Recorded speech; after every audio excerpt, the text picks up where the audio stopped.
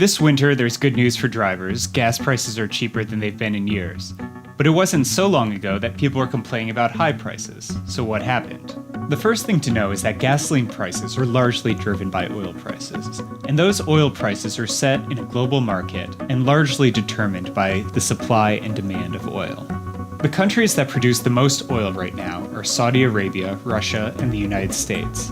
Saudi Arabia is part of an organization called OPEC. In the past, OPEC has often tried to coordinate its production in order to try to get the price it prefers. On the other side, the biggest consumers of oil are the US, China, and Japan. Starting in the 2000s, oil prices began rising rapidly. That was because China was growing fast and oil production wasn't keeping up. This led to a huge spike in prices and a lot of talk about peak oil. But those higher prices also made it profitable for the US and Canada to start going after harder to extract oil in shale formations and tar sands. That led to a rise in supply.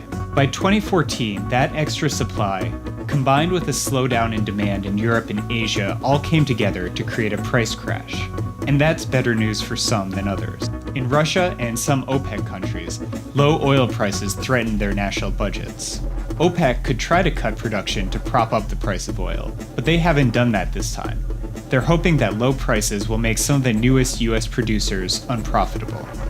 In the meantime, American consumers are getting a big break. If gas stays under $2.80 a gallon, families could save $700 over a year by one estimate.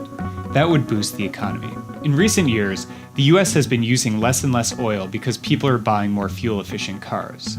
But when gas prices go back down, we do the reverse and start buying more gas guzzlers and SUVs. So when buying a vehicle, keep in mind that a car can last 10 years or more.